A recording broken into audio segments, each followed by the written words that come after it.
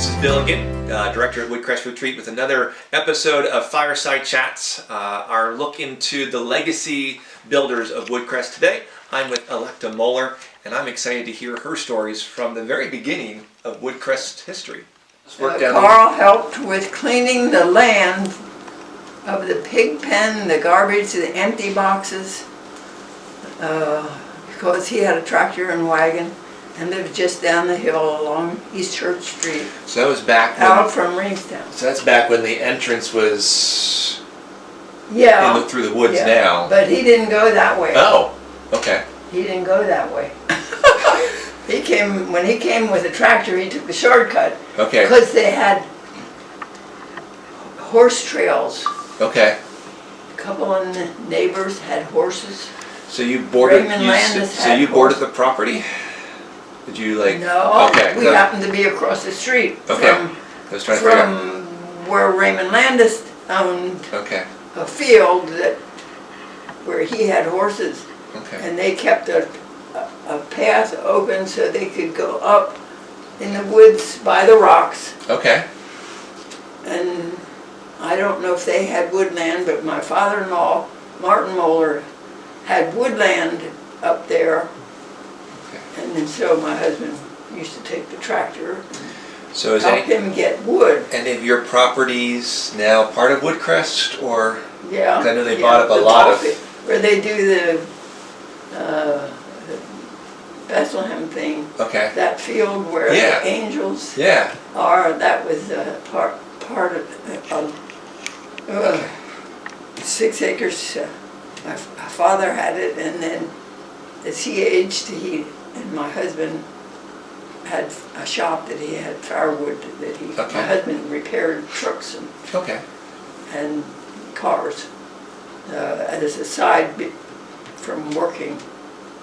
The fields that his father owned, and we just got the buildings and had the pasture. Well, anyway, he had a shop and needed firewood for the shop in the winter when he worked on people's cars.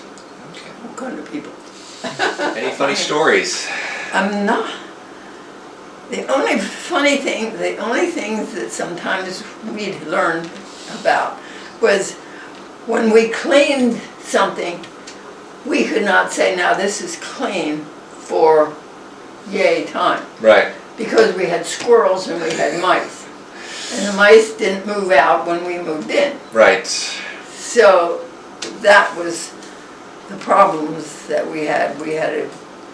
Then we had to have good sweepers so that we could go sucking the mice dirt and the squirrel nuts out of places that. We still do that every spring.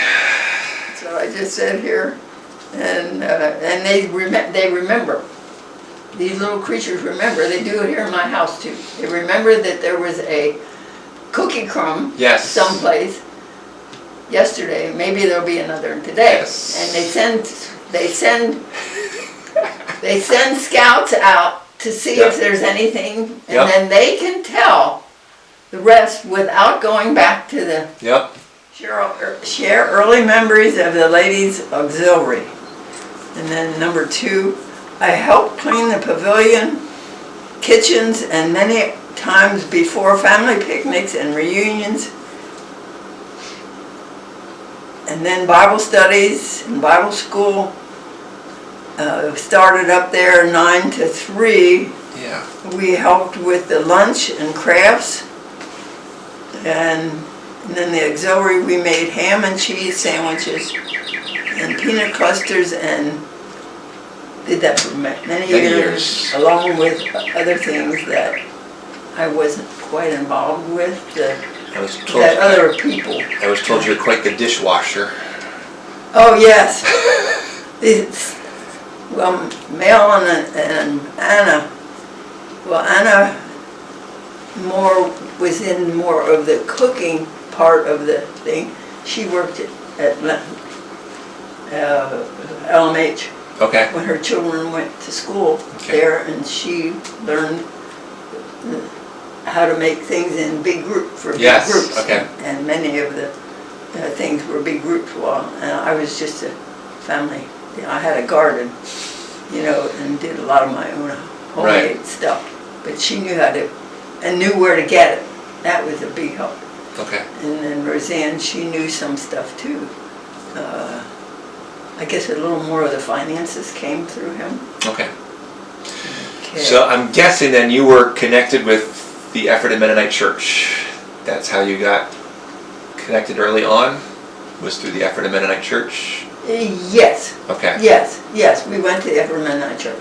Okay. And the thing was run by people that were in there at some point. That got changed. So we need to show this. So this is the early association membership forms, and it appears that Carl and you were number 9 on the membership list. This is from September of 1960, so that was less than a year after the property was purchased. Yeah. The property was purchased in '59. Yeah. So that's exciting. We did a lot of work before we got this. Okay. So what was the property like when in '59 when you got it? I mean, when the church bought it, what was on it? Do you remember? I mean, I saw you mentioned a pigsty, pig pen. They had a pig pen, and there was some. I don't know what was there before. I just know what my husband did. I didn't go up with the pig pen stuff. Okay. That was my husband's involvement. I just know that I went up when they built something, and we washed windows, we cleaned tables, we swept floors, we maybe planted some flowers. Yeah. We did a little of that over the years to make it pretty. Okay. Yeah. So. And it was grassland. It was just like big space on top of the mountain that had this pig pen. Okay. And it was grass. Well, my husband had a rotary tractor. Yeah. And he used that to help to knock down the weeds, because they didn't mow it yet. Okay. You know, it wasn't leveled. Somebody had a garden up there at some point, but it was not anything growing there when we were involved. Well, and a few families, and this is question number 3. Yeah. Share some of the first memories of the early years at Woodcrest. Well, a few families built some cabins up there. Okay. And we put up some pavilions. They planned out a ball field. Okay. Yeah. And they had trails that they sort of followed with the horse people had started. So was the original thought of providing just a space for Ephrata Mennonite Church and other churches to come together for picnics, or? Well, what was I think a lot of people would go to the mountains to hunting camps. Okay. Well, some people didn't have that. Right. And they came up to do this place that it was not a wood lot. Right. You know, so it wasn't somebody would get any money for a wood lot. Right. So I guess it was Weaver family and a Root family, and they built 2 cabins. Yeah. Shared them. Which are still there today. Mm-hmm. Yeah, well they redone them, right? But yeah, they got new roofs and knew a whole lot. Yeah. Yeah, so, but I didn't go up there. We had a farm, we had chickens and pigs and steers. Oh wow. Okay. Yeah, we had a big pasture with wetlands. Okay. A lot of wetlands where we owned. It couldn't plow. Okay. So. I mean, I was told, Roseanne said you guys cooked for the day camp. Yeah. There. Yeah. And then also did the fundraisers, which was so important in getting the original Indian Rock Center built and some other things. Yeah, well, anyway, then when they put 222 in. Okay. I didn't write this down, but when they put 222 is when we got the section down. We had changed the road, but we got into it, and it came off of, Glenwood. Glenwood is what comes down, yeah. Yeah, so that's when we got a whole bunch of more land. Okay. And had a building on, that had a building on. Okay. That people could keep their horses. Okay. Somebody owns that. And okay. When the 222 cut their access off to the trails, yeah, then that made a whole lot more land available. Well, we enjoyed Woodcrest and family picnics often. Okay. Because there were so many places up there that if somebody else was there, there's someplace else. Right. And we did get a whole bunch of picnic tables in small wooded areas. Okay. So families could have a small group. I love that, yeah. Tables there. Right. We did take some tables along already just in case. Okay. Because some of these beautiful days on a Sunday afternoon, especially people that don't have a big house. Right. They go up there. So yeah. we didn't do it as often, but we did enjoy a number of times. Okay. Did your children do the day camp as well when that was going on? Well, my children ended up being a little past the age of day camp. Okay. They were the craft and the teachers. Okay. More crafts. Me being a quilter and comforter and sewing all kinds of stuff in a garden and all that stuff. My children did the crafts. Nice. Okay. So, but my grandchildren, a number of them enjoyed up until even last summer. Oh, excellent. Okay. I had a grandchild she had to miss a year because she didn't sign up early enough and it got full. And so she signed up early and was able to go with a friend. Good. To the, the 13-year-old, 14. Yeah, okay. I mean, it's amazing to think, I mean, from the days when you were involved, last year we had over almost 2,000 kids for camp. That's incredible. Yeah, well, and then we got that ball field, that woodland from us. Yeah. Back sometime. Well, number 6, I said, I know Christ is a big factor with weekend activities of all kinds. Our daughter lost her husband. Yeah, this is where